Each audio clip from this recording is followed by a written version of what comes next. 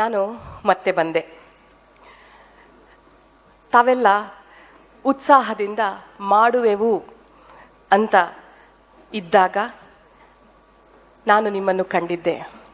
ಈಗ ಮಾಡಿದೆವು ಎಂಬ ಸಂತೋಷದಿಂದ ತಾವೆಲ್ಲ ಇರುವಾಗ ಮತ್ತೆ ಈಗ ಸಭಾ ಕಾರ್ಯಕ್ರಮ, ಈ ಕಾರ್ಯಕ್ರಮದ ಕೊನೆಯ ಭಾಗ ಸಮಾರೋಪ ಸಮಾರಂಭ. ಅನ್ನಿಸದನ್ನು ಹೇಳಿಕೊಂಡು ಇನ್ನಷ್ಟು ಚಿಂತನೆಗೆ ದಾರಿ ದಿಕ್ಕು ಕಂಡುಕೊಂಡು ಹೇಳುವುದು ಮತ್ತಷ್ಟಿದೆ, ಕೇಳುವುದು ಇನ್ನಷ್ಟಿದೆ ಎನ್ನುವಾಗಲೇ 2 ದಿನದ ಸಾಹಿತ್ಯಿಕ ಹಬ್ಬ ಮುಗಿಯುತ್ತಾ ಬಂದಿತು.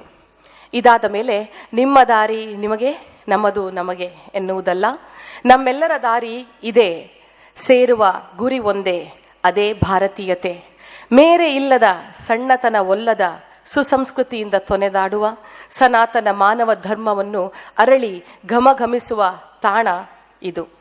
ಬದಲಾಗಿಯೂ ಬದಲಾಗದ ಅದಮ್ಯ ಸೌಂದರ್ಯ ನಮ್ಮೊಳಗಿನ ಸತ್ವ, ಅದೇ ಅಲ್ಲೇ ಸೇರುತ್ತದೆ ನಮ್ಮೆಲ್ಲರ ಚಿಂತನೆ. ಕಾರ್ಯಕ್ರಮ ಕೊನೆಯಾಗುವುದು ಇನ್ನೇನು ಕೆಲವೇ ನಿಮಿಷಗಳು. ಆದರೆ ಇದರಿಂದ ಅದೆಷ್ಟು ಅನುಮಾನಗಳು ಕಳೆದವು, ದಾರಿಗಳು ತೆರೆದುಕೊಂಡವು, ಚಿಂತನೆಗಳು ಗರಿಗೆದರಿದವು, ಸಾಹಿತ್ಯ ಅರಳುವುದು ಆಯಿತು, ವ್ಯಕ್ತಿತ್ವ ಬಿರಿಯಿತು. ಇದು ಮುಂದಿನ ಆರಂಭಕ್ಕಾಗಿ ಮುಗಿಯುತ್ತಿರುವ ಘಟ್ಟ ಅಷ್ಟೇ. I read author Rajiv Malhotra, author of Indra's Net. He says, Bandhu is such a native Bharatiya word that it can't be translated to any other culture or language, because it is a feeling that every Indian possesses and it can't be expressed in any other equivalent word. Bandhu is a feeling you get when you consider someone as an extension of yourself, your soul, or you own your own manifestation in other. So I use the word not ladies and gentlemen, I use the word my dear Bandhu. 7,000 to 8,000 of delegates, nearly 60 resource persons, 2 Padma Shris and a Padmabhushan awardee, 10 women speakers, and whole lot of audience watching this program here and on TV and other social media. This is the definition we can give to Mangaluru Litfest 2018.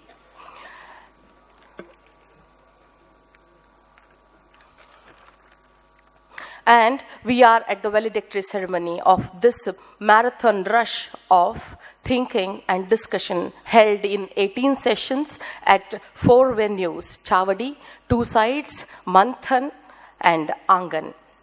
I request the gracious presence of J Nandakumar, National Convenor of Prajna, Pravaha,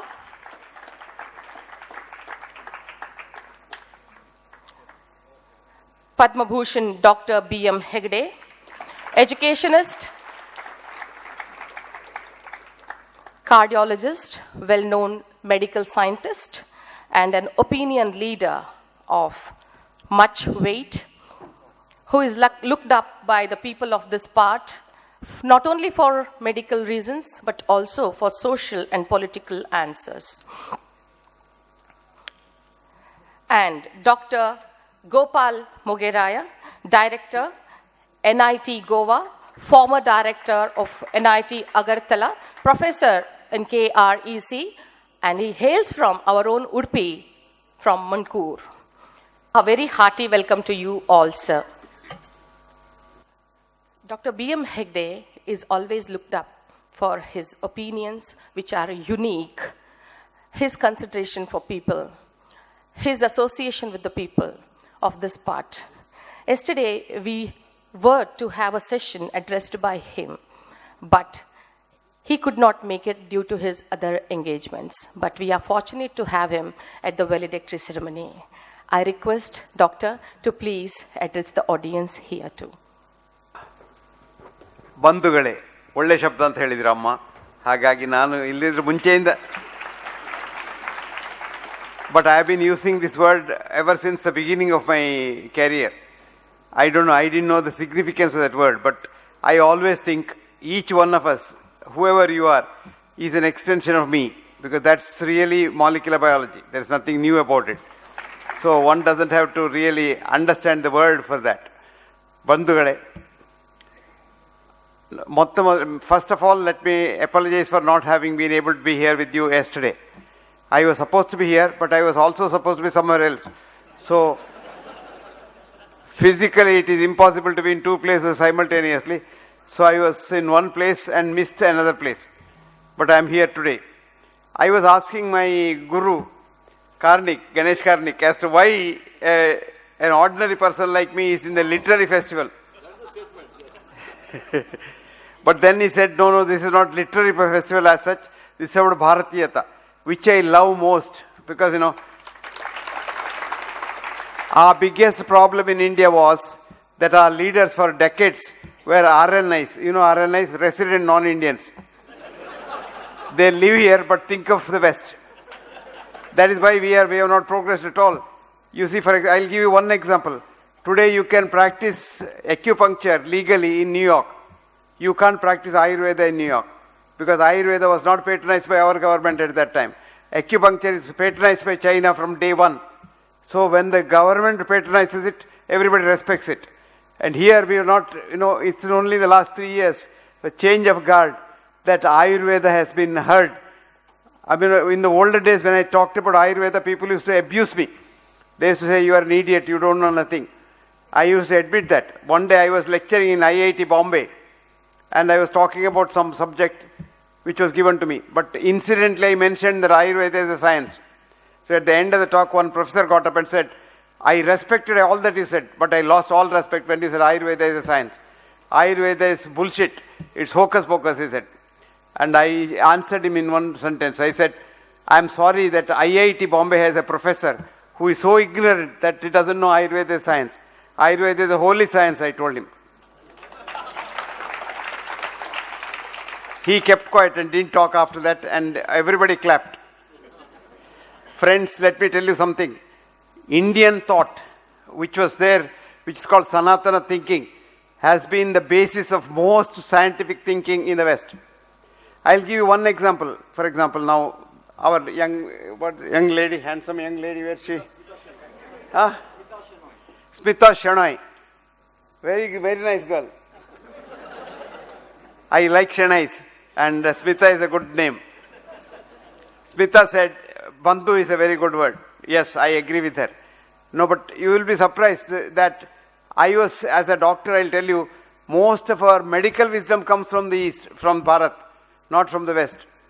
We always used to say that risk factors, if you have blood pressure, you will die early, if you have sugar, you will die early, etc. These risk factors have been proved to be non-existent. There's nothing called risk factor. But the Ayurveda says simply one thing, Aptopasevi bhavet arogyam. You treat everyone as a near and dear ones, you will be very healthy. And you will be surprised to know that there's a latest study which is ongoing still. It will be out next month, which has been going on for 75 years. What's called the Harvard alumni study, which started in 1930 with the students of Harvard at that time, continuously monitored for 75 years. Many of them are dead, some of them are alive.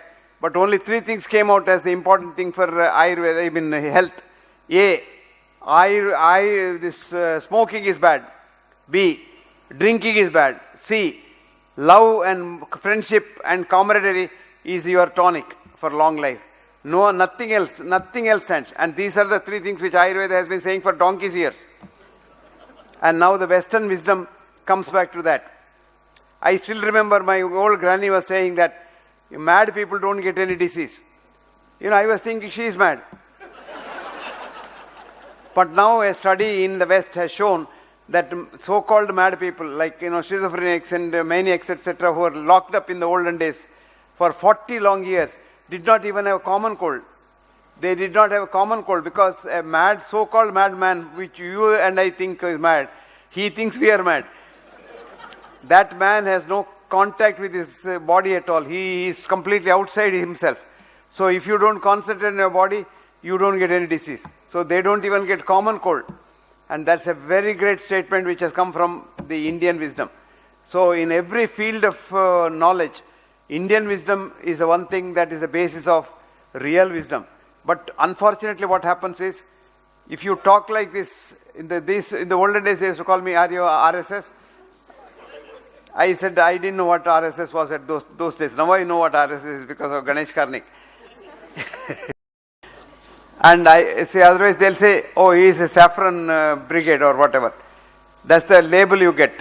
But I always believed in the truth, and I always believed in, I was telling my friend, in what Karl Popper once said. Karl Popper is a great thinker who was like a colossus, stored on the London School of Economics for about 30 years in the 50s.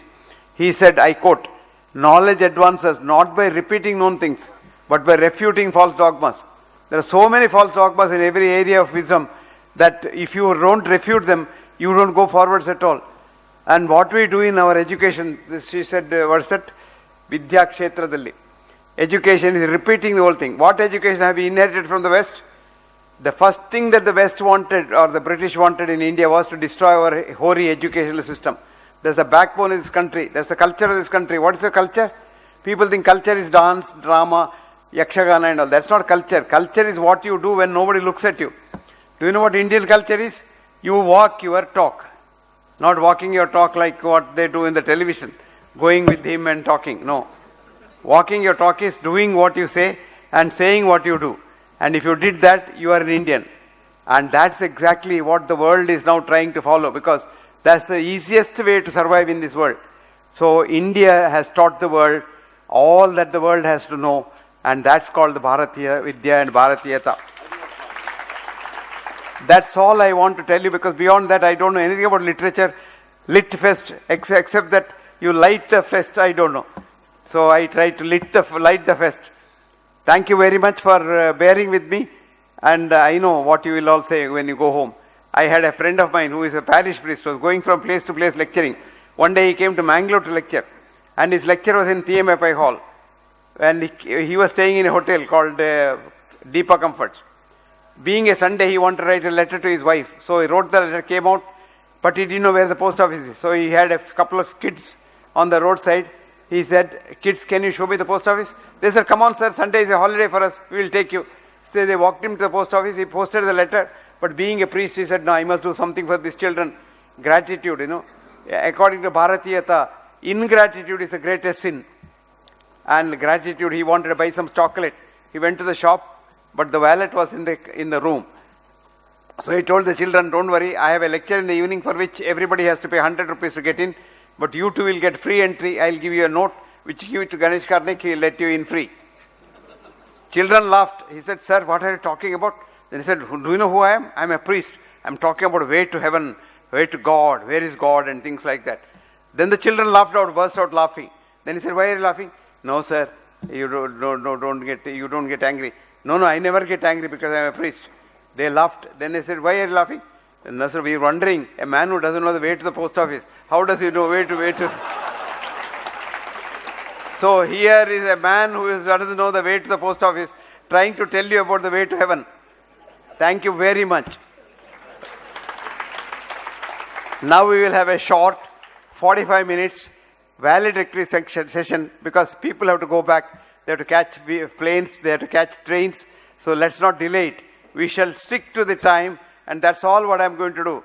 I'm supposed to be chairing the session, which means you just conduct the meeting. In the olden days, we didn't have MCs. This is a curse we have got from the West. Olden days, the manager was the president.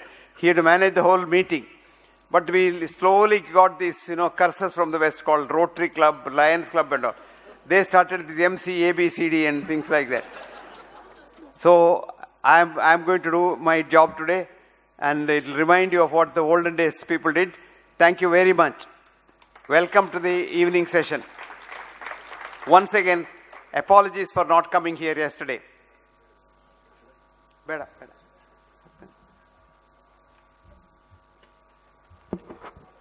Thank you, sir. That was the wizard I was talking about. What is that? I was talking about your intellect, sir, and your way of connecting to people. Your mesmerizing way of winning hearts, being a cardiologist. Dil wala doctor hai, ಹೃದಯವಂತ ವೈದ್ಯನನ್ನು ನಾವು ಪಡೆದಿದ್ದೇವೆ. ಮತ್ತು ನಾನು MC ಜಾಸ್ತಿ ಮಾತಾಡೋಕ್ಕೆ ಹೋಗಲ್ಲ, ಅವ್ರು ಹೇಳಿದ ಹಾಗೆ ಅನೌನ್ಸ್ ಮಾಡೋದು ನನ್ನ ಕೆಲಸ ಮಾಡ್ತಾ ಇದ್ದೀನಿ. ಹೌದು, ಆಫ್ ಸ್ಟೇಜ್ ಮಾತಾಡಿದ್ರೆ ಪರವಾಗಿಲ್ಲ, ಸ್ಟೇಜ್ ಮೇಲೆ ಎಲ್ಲರಿಗೂ ಸಮಯದ ಅಭಾವ. I can understand. I call upon Shri Gopal Mugeraya, Director, National Institute of Technology, Goa, for speaking a few words for us. Please, sir. Honored. It's the greatest certificate I got from my professor. Respected Professor B.M. Hegde, Nanda Kumar, Dr. Karnik, fellow Indians. At the outset, let me thank the organizers for giving me an opportunity to be a part of this program. In fact, I was in Goa. Karnik summoned me, said he should come back, and I didn't have a reservation. I took a ordinary class, and because I can't say no to Mangaluru is my hometown. I've been in Northeast for more than 5 years, and still we had this mission of Indianness. In fact, my house to Bangladesh was only 1 kilometer away. I stayed for 5 years, but still we had this mission of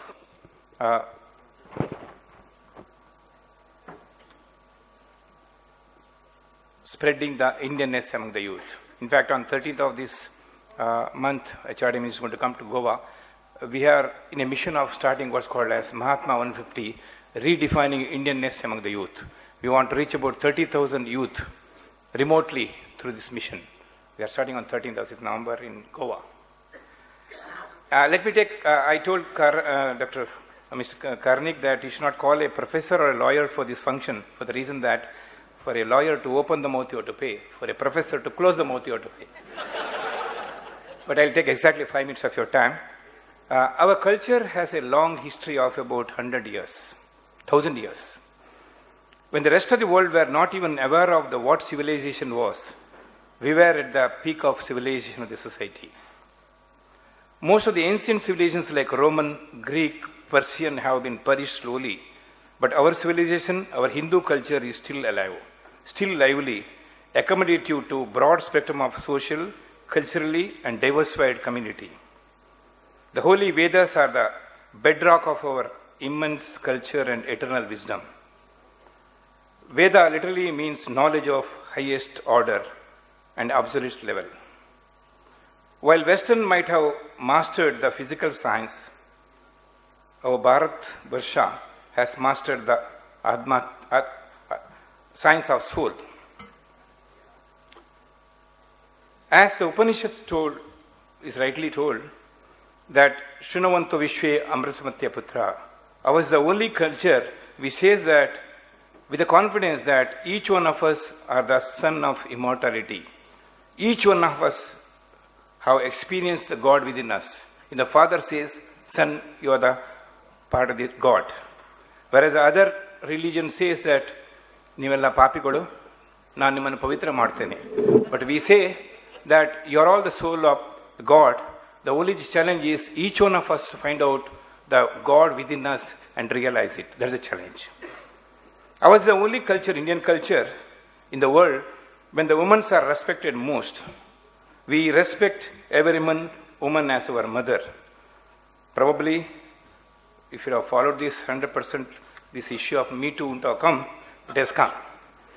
If you go to the Devis, if you see Lakshmi, Saraswati, Durga, Parvati, they're all women. Go to the rivers, start from Ganga, Yamuna, Saraswati, Godavari, Narmada, Hindu, Kaveri, all are women. Of course, Brahmaputra is there, but is not in a very good shape now.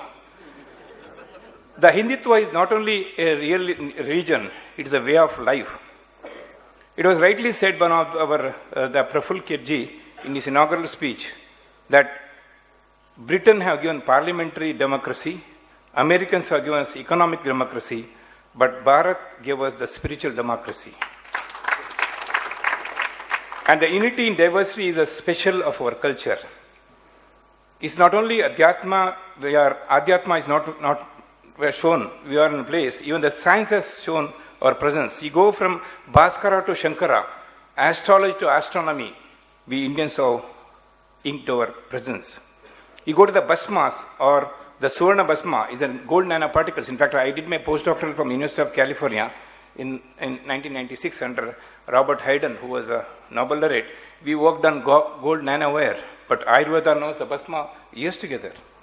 Go to the structural challenge, the Kedarnath temple, the devastating the flood. It has devastated all the buildings, but Kedarnath temple is intact even today because of the marvelous the design. Even the biometric, it started from Indians, and today Aadhaar card, world over, we go to the biometric. Why not? We go for the still further. How does the metal in our temple doesn't rust? You go to any temple, old temple, we don't find a rusted metal. How does the Indian built Jyotirlingas precisely in the alignment, even the West doesn't know about the longitude and latitude, the Jyotirlinga was aligned properly. Do the conversions in the Hanuman Chalis like Jug or Sahasra or Jogana or light years really have a scientific background? And if Indian says that astrology is useless, unscientific, how does the Panchangas can predict exactly Surya Grahana and Chandragrahana precisely? That means that all of us, we know the scientific background. Only thing is it has been not sent properly to our younger generation. There's an increasing disconnect between our tradition, culture and young Indian minds. 23 lakh soldiers of Indian soldiers are protecting India in the border to stop the invasion of the foreigners. But the remaining all of us are inside mutely observing the invasion of foreign culture. It's high time that we should be proud to be Indian and respect our Indian culture. Our system of education should be oriented towards a value-based education and knowledge about Bharatiya. Rightly, DVG said, my Kannada is not so good, pardon me. Hosa chiguru halebeeru koodiralu marasobagu, hosa yukti halatatta dodagode dharma, ಋಷಿ ವಾಕ್ಯದೊಡನೆ ವಿಜ್ಞಾನ ಕಲೆ ಬೀಡಿಸಲಿ ಜಸಗು ಜನಜೀವಕ್ಕೆ Mankutimma. That means that the old culture in India and the right scientific meaning will be the right combination for all of us. It is the need of our country to work on connecting the youngsters of the country with our traditional culture.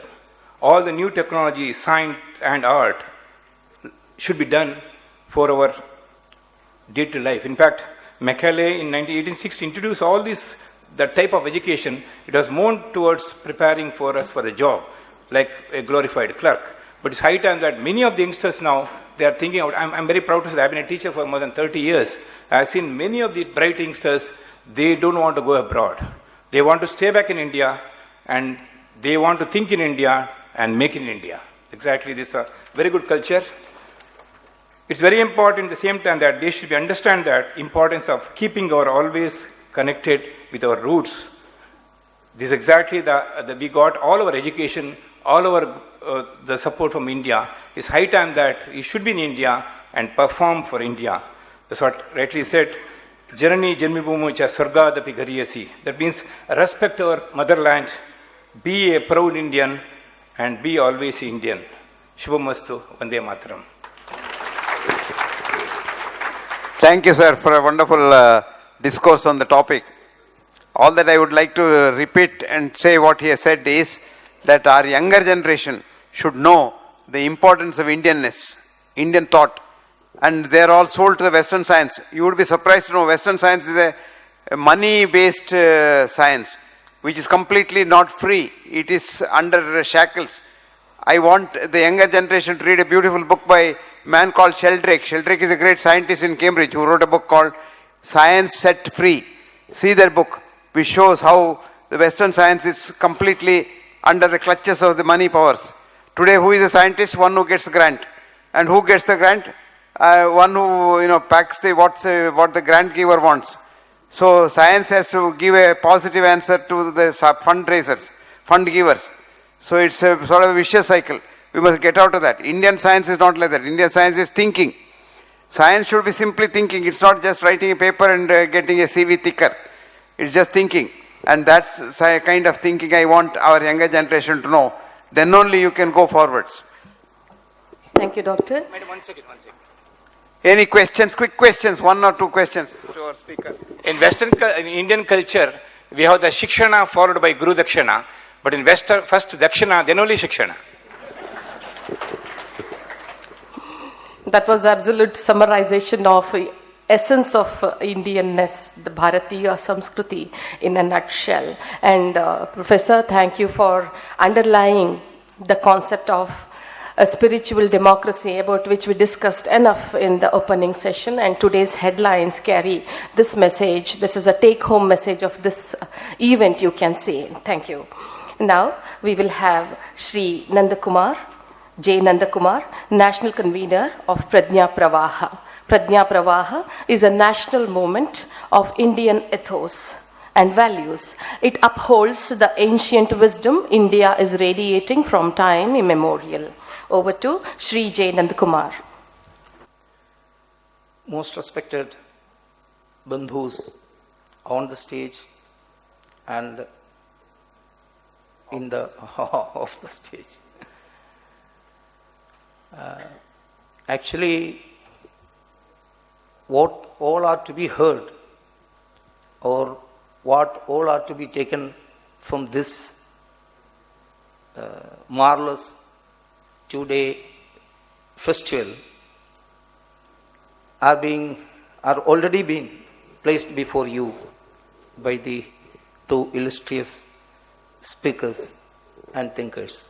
But after hearing these two great personalities' speeches, I am wondering and also fearing, in a way, and a bit afraid, what else is to be spoken. Our very concept or theme of this 2-day Litfest was the idea of Bharat.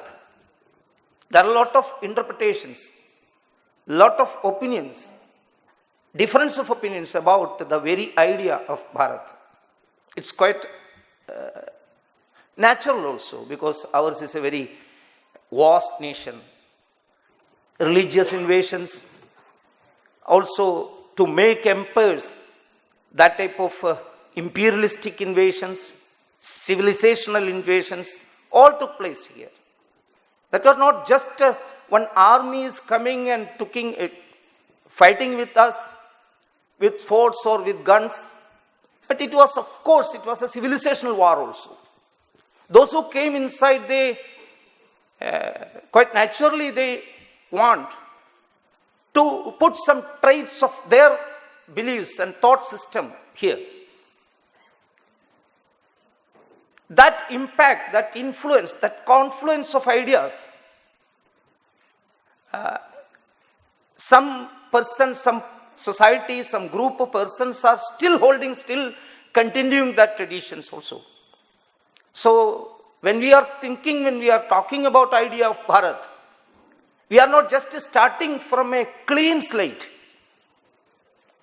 In this slate, there are a lot of writings. But one thing is for sure, the underlining fact, that is Bharat, Bharatiyata, Bharatatva. But some people here, they are continuously saying, Bharat is not one. Bharat is a conglomeration. The very theme, very name Bharat itself is a misnomer. There is no such thing known as one Bharat. It's a conglomeration of several nations, several entities. That's what they are trying to say. But I have already said, there are some people who are not influenced with this alien civilizational invasions. They are still thinking that Bharat is one and it is an uninterrupted civilizational flow.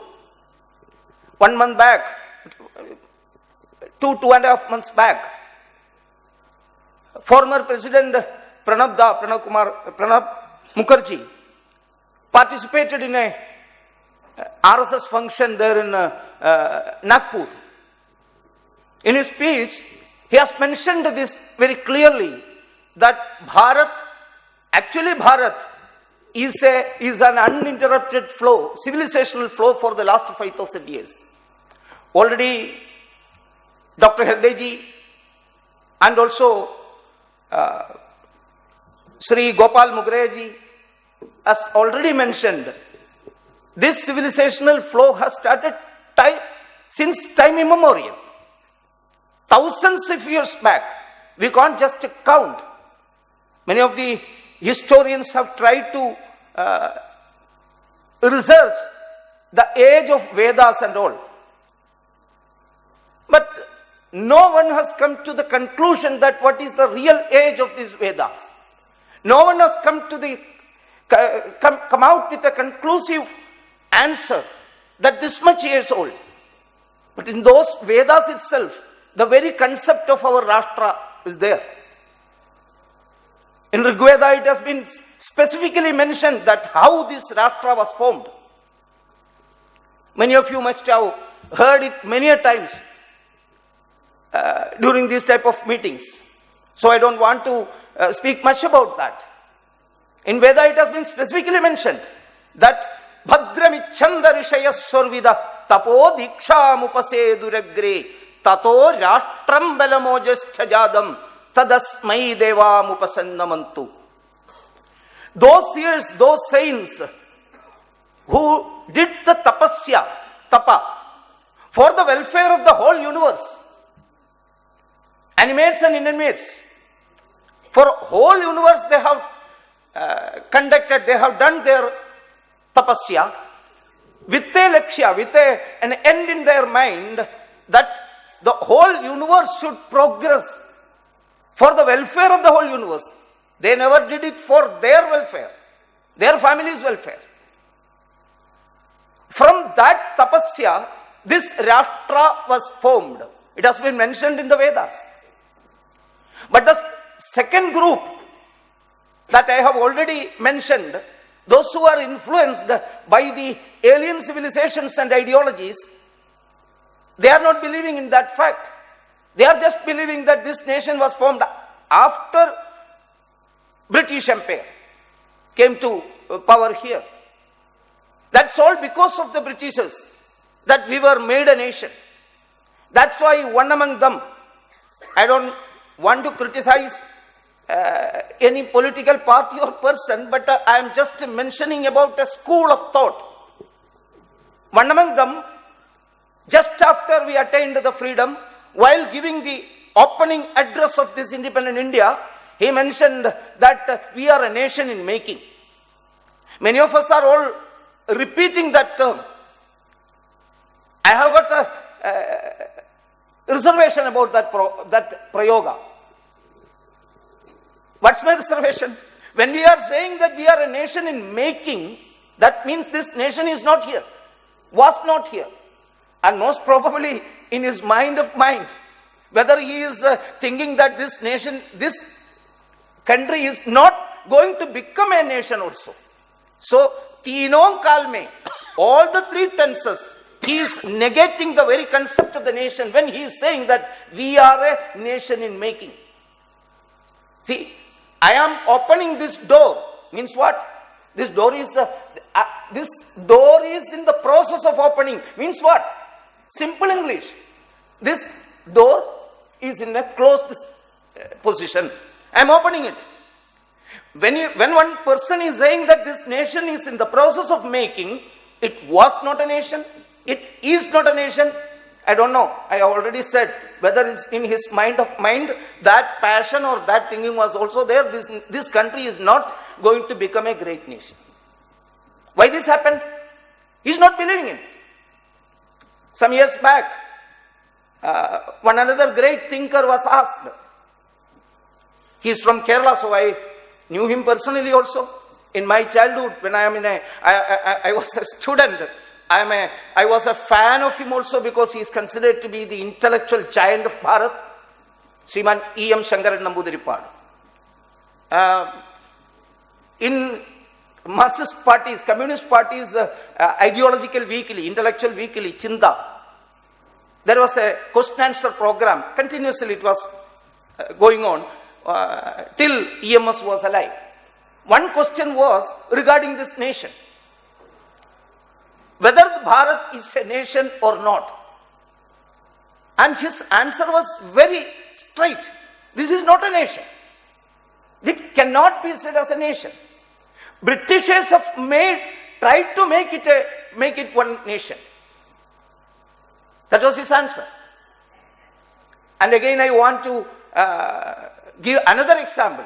When we are thinking about idea of Bharat, we have got one idea, but we have to be very careful about that. There are persons who are thinking that in another view, giving some another interpretation and another definition for this very idea of nation.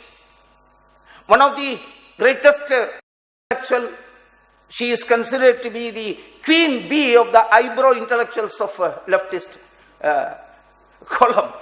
A very great historian, I don't want to mention her name. So she was asked by a English newspaper's reporter, Madam, what do you think about this nation? What will be the situation of Bharat after 25 years? Very futuristic thought he put before that great lady. And she, with a grim smile on her face, she just asked a question to that boy, that guy. And that's the usual method of these persons. Usually they do this in this way. When you are asking some question, they will say that this question is not to be questioned in this way, and so I am modulating, I am forming another question for you, and I am going to answer that question. That's their way.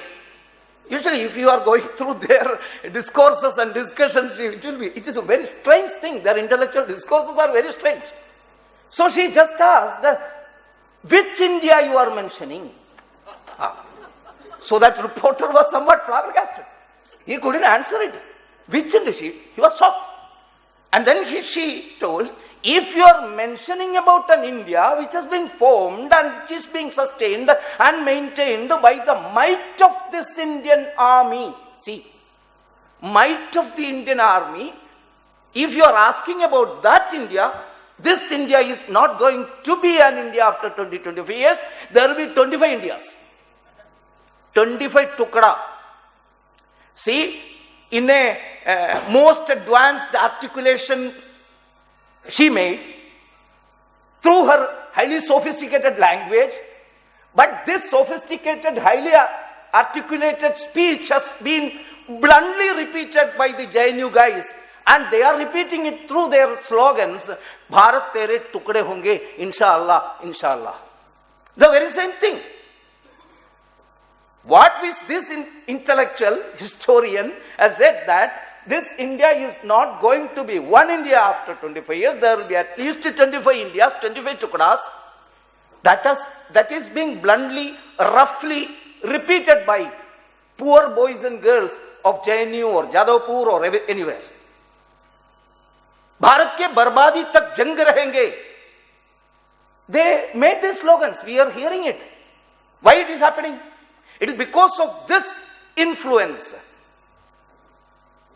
Bharat के बर्बादी के लिए काम करने वाले लोग, those group is also there. Rajiv Malhotra ji ka naam, she has mentioned about Rajiv Malhotra and about Bandhu Shabda. Rajiv Malhotra ji, he used to repeat one word. Here is a Break India Brigade. Of course, there is a Make India Brigade also. This fight is going on, whether you like it or not, whether you agree it or not. There is a huge fight going on between Make India Brigade, who believe that this Bharat is one. It is a civilizational flow from the last thousands of years, when it started, how it progressed, how it is going. No one knows, but it is a fact. It is, whether it is an idea or a consciousness, that's also a debatable point. I don't want to put question on your title itself. I feel that it is consciousness of Bharat. It is the spirit of Bharat. That Bharat is still here and it is continuing. To rule this type of nation, we need a democracy, which Prabhulla Ketkar has mentioned, and here again, Sir has also repeated, a spiritual democracy is needed. That's the need of the hour. This division, it is not just I am saying about this division, or Rajiv Malhotra is saying this division. The greatest Gandhian, greatest Gandhian. If you can say non-confrontationist, you can just blame that Nandakumar is a confrontationist. He usually say these type of things. But Dharampal was not a confrontationist. Greatest Gandhian, well-known Gandhian philosopher. He said that here in Bharat, there are two Bharats living. Two Bharats. Those who are thinking in our, on the basis of our values, traditions, they may not be urbanized. They may not be English educated. But there is an India which is living in the urban centers, urbanized, anglicized India is also here. So that fight is still going on here. Because of this influence which I have mentioned, this alien civilizational influence,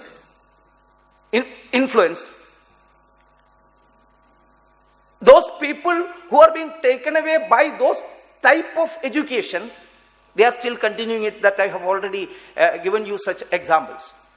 In our traditional text, scriptures, I would like to mention 2-3 examples and I'll just conclude. Already I have given a word that I am not going to speak even. Okay. See, for example, I am giving a simple word, Arya. Here also in several sessions that discussion also must have taken place. As far as our concept, our belief system and our grammar, Arya means the most cultured. The position which we want to attain, that's a great position, Arya, Shrestha. But through education, the more advanced Western education which we are following, we are now studying, learning that Arya is the uncivilized, semi-barbaric community. This definition has been given by none other than UNO. When they made the book, The History of Mankind, they give the definition to Arya in this way.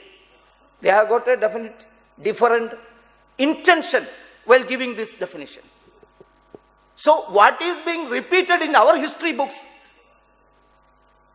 When we ourselves studied, learned this, and also our children and our younger brothers and sisters are still learning this Aryan, semi-barbaric, uncivilized community has attacked Bharat and defeated the original inhabitants, and they fled away from the original area inhabitations and they went to south and became those were known as Adivasis, Dravidians and all. This binary is being continuously taught in our history text. It has not been corrected yet. It has not been corrected yet. Very history. What in our text and what in our grammar? What does history means or itihasa means? Itihasa, that very word has got 3 words. It is a compound word in a way. Itihasa. It is definite. That is the meaning of itihasa. It is definite. It has happened. That has happened. But when James Mill taught us history, James Mill, you know, he was the father of Indian history. Actually, we used to learn it in that way. He gave us history. He wrote the history of British India. The strange fact is he never set his foot in Bharat. He himself has mentioned about it in the introduction. But our history teachers are not ready to accept it. They took it as a whole and it is being taught as the Indian history. He has divided the Indian history into three parts. What is it? Hindu period, that is ancient, and the medieval period, that is Muslim period, and the modern period, that is Christian period or British period. What is modern then? Modern is ours. That has been taught to us. Our history, our itihasa, already many of its aspects has been taught, explained here, so I don't want to go further in detail. And he has given us an idea and also a son to taught us it is the civilizational mission of British government, British Empire. Who wrote it? You know, James Mill's son, John Stuart Mill. He wrote a book and gave us this idea that British Empire had got a mission, that is the civilizing Bharat. Bharat को मनुष्य बनाना, आर्य बनाना, ये तो British empire का जो civilisational mission है, that is what which they were doing. We are just continuing it. We are teaching it and learning it. The same thing. That's why Karl Marx, when he mentioned about Bharat, he taught us, he wrote it in this way, that the British Empire has got two duties here in Bharat. Two duties, dual duty. One is destructive duty. Second is regenerating duty. What is the destruction? The age-old traditions and value system is a real baggage for these poor Indians. It is restricting them from progressing. Bharat is not progressing because of the baggage, the rubbish. What all are the rubbish? Baggages, traditions, values and all. So to destruct it, British Empire has got a duty, that is first duty. And once it is being destructed, what they have to do? They have to construct something. What is that construction? They have to make the Western capitalist way of living here, so that we can enter afterwards. Without the capitalist-based communism cannot enter. So Karl Marx has already given to the British Empire two duties. One is destructive and second is constructive or regenerative duty. That has been taken from these type of Western thinkers. So, taking messages, lessons from these type of teachings, still in our Bharat, where we are living, a group is very much active. They are propagating these type of ideas through institutions, educational institutions, top level institutions, educations, and also many Litfests and all, cultural fests and all. This idea is being propagated. Because of that, this continuous indoctrination of ideas, these type of anti-Bharat, break India ideas, we were caught up with a disease, a mental disease, I would like to say. 6 type of sub-diseases also there in that great disease. 6 uparog bhi hai. I would like to conclude by saying that what all are those 6 rogas? Already it has been mentioned in several sessions here. First one is, we are becoming inconscious. Our bodha is gone. Bharata bodha. What we are forgetting it because of this influence. The strange poison which has been injected into our intellect, into our consciousness.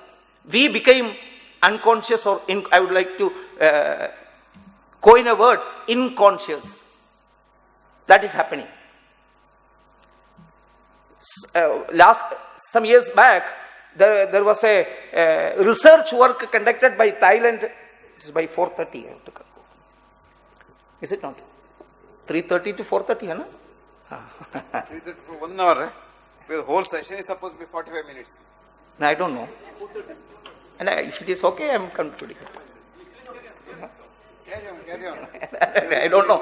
I was already told that it is up to 4:30. I think it has not started at 4:30 also. That's it. Okay.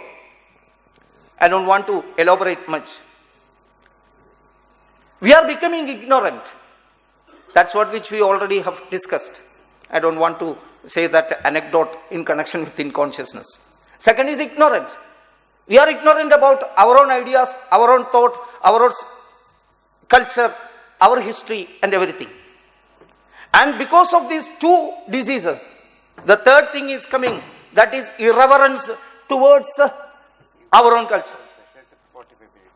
And the fourth one, because of that, enmity towards our culture, our Bharat, anything connected to our Bharat. And fifth one, the remaining people, the society, a group often become inconscious. Second group, another group becoming ignorant. Third became irreverent towards our nation. And fourth became enmity in their mind, enmity towards our Indianness. There are another group, seeing all these things, they became inert. They are not active, inactive, went ahead. They are not doing anything in favor of our nation. They are just seeing this great war going on here. They are thinking they are independent. They don't want to intervene. Martin Luther King, when that great struggle was going on, he was saying that those who are keeping silent when the great war is going for to establish the truth, they are the greatest sinners. Those who are keeping independent, those who are keeping silence. So such a group is also there. Yes, there are a few like me and all, but we are not competent enough, incompetent to fight this battle. So the effect, in 6 ways this effect is somewhat attacking us. It is influencing our mind. We have to come out of it. To come out of it, these type of Litfest and these type of literary, cultural endeavors have got a lot of work to do, lot of things.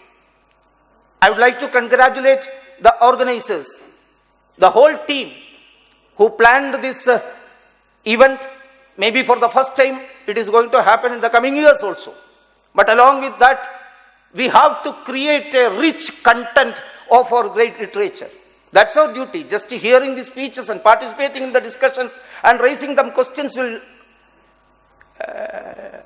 not suffice. Our activity should go much ahead. We have to create the real Bharatiya Bodha Sahitya. There are lot of efforts have been done. Many literary figures are doing it also. But with the Bharata Bodha as the center point, we have to create new literature. We have to republish lot of the literatures, and also translation work is also to be done. I would like to say, is there a duty? Is it our duty? ऐसा कुछ लोग सोचेंगे. Someone may think. But I would like to say this group should think about that also. And also, our great traditional habit centered in the idea of Bharat. So many traditional habits, right? The financial habits to our cultural habits. That all are to be documented for the posterity. For the posterity, we have to document it. And our all scientific systems, which we are proud of, that also are to be recorded. Then only this great endeavor can be considered as a great success. Thank you bearing for me. Namaskar. Thank you very much, sir, for a very detailed exposition of the different views on Bharatiyata. I mean, for any concept, there will be opposing views. So that's nothing new for Bharatiyata. There are people who oppose anything. Anything good, there are people who oppose it. So there's nothing, I'm not surprised about that. We are at the end of the concluding ceremony. Thank you, Shri Nandakumar, sir, for drenching us in the confluence or the flood of consciousness about Akhanda, Adamya, Amrita and Akshat Bharat. Thank you. Ladies and gentlemen, once Leonardo da Vinci, the artist, said, "It had long since come to my attention that people of accomplishment rarely sat back and let things happen to them. They went out and happened to things." At the end of this conclusion session, I would like to remind the spirit of this event. Let's go out and happen to the things that are not all that right. Thank you for being with us and being so wonderful and patient audience. I have not seen a last session being so fully participated by the delegates. Red ದಿನದ ಈ ಸಾಹಿತ್ಯ ಲೇಸಗು ಮೋಕೆ ದೀತ್ ಬತ್ತದು ಪಾಲ್ ಪಡೆದು ಕಾರ್ಯಕ್ರಮ ಸುಸೂತ್ರ ಮಲ್ತಿನ ಪೂರಾ ಎಂಕಲ್ನ ಸಾಹಿತ್ಯಾಭಿಮಾನಿ ಬಂಧುಲೆಗು ಉಡುಲ್ ಜಿಂಜಿದ ಸೊಲ್ಮೆಲು 2 ದಿವಸಾಚೆ ಹೇ ಸಾಹಿತ್ಯ ಬರ್ಬೇಕ ಮೋಗದವರ್ನು ಏವನು ಭಾಗ್ಯತಿಲೆ ಸರ್ವ ಅಮ್ಗೆಲ್ ಸಾಹಿತ್ಯ ಮೋಗಿ ಭಾವ್ ಬೈಣ್ಯಾಂಕ मन भोर नु वंदन करता तुमका देव बर करो। 2 दिन का ये साहित्य समारोह में भाग लेके इस कार्यक्रम को सफल और यादगार बनाने के लिए हमारे सारे सहृदय साहित्य प्रेमियों को सप्रेम वंदन करते हैं। धन्यवाद आप सभी का।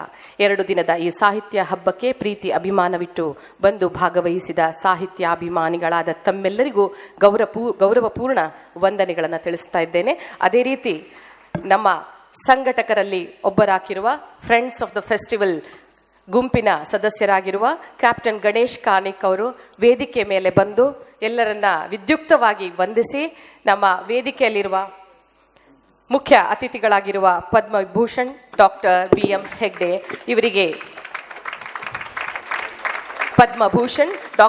ಹೆಗ್ಡೆ ಇವರಿಗೆ ನೆನಪಿನ ಕಾಣಿಕೆಗಳನ್ನು ಕೊಟ್ಟು ಈ ಕಾರ್ಯಕ್ರಮದ ಎಲ್ಲ ಫಾರ್ಮ್ಯಾಲಿಟೀಸ್ಗಳನ್ನ ನಡೆಸಿಕೊಡ್ಬೇಕಾಗಿ ಕೇಳ್ಕೊಳ್ತಾ ಇದ್ದೇನೆ. ವೇದಿಕೆ ಮೇಲಿರುವ ಇನ್ನುಳಿದ 2 ನಮ್ಮ ಅತಿಥಿಗಳಿಗೆ ಈಗಾಗಲೇ ನಾವು ಸನ್ಮಾನಗಳನ್ನು ನೆರವೇರಿಸಿದ್ದೇವೆ. ಕಾರ್ಯಕ್ರಮದ ಕೊನೆಯ ಭಾಗ ಮುಗೀತು. ದಯವಿಟ್ಟು ವೇದಿಕೆ ಮೇಲಿರುವ ನಮ್ಮ 3 ಜನ ಅತಿಥಿಗಳಿಗೆ ಸಪ್ರೇಮ ಸಹೃದಯರು ಎಲ್ಲರೂ ಸೇರಿ ತಲೆ ಬಾಗಿಸಿ ವಂದಿಸುತ್ತಾ ಧನ್ಯವಾದವನ್ನ ಹೇಳ್ತಾ ಇದ್ದೇವೆ.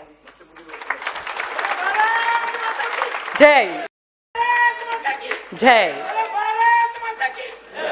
ಭಾರತದ ಅದಮ್ಯ ಚೈತನ್ಯಕ್ಕೆ ಜೈಕಾರ ಹಾಕುತ್ತಾ ಇನ್ನು ಪ್ರತಿ ವರ್ಷ ಈ ಸಮಾರಂಭವನ್ನ ತಮ್ಮೆಲ್ಲರ ಉಪಸ್ಥಿತಿಯಲ್ಲಿ ನಾವು ಇನ್ನೂ ವಿಜೃಂಭಣೆಯಿಂದ ಇನ್ನೂ ಹೆಚ್ಚಿನ ಭಾಗಿದಾರಿಕೆಯಿಂದ ಕಾರ್ಯಕ್ರಮವನ್ನು ನಡೆಸ್ತೇವೆ ಎನ್ನುವ ಪ್ರತಿಜ್ಞೆ ನಾವು ಮಾಡ್ತಾ ಇದ್ದೇವೆ. ಫ್ರೆಂಡ್ಸ್ ಆಫ್ ದ ಫೆಸ್ಟಿವಲ್ ಹಾಗೂ ಮಂಗಳೂರು ಲಿಟರರಿ ಫೌಂಡೇಶನ್ ತಮ್ಮೆಲ್ಲರಿಗೂ ಹೃತ್ಪೂರ್ವಕ ಧನ್ಯವಾದವನ್ನ ತಿಳಿಸ್ತಾ ಇದ್ದೇವೆ. ಧನ್ಯವಾದ. Both the inaugural session as well as the valedictory function. Thank you very much.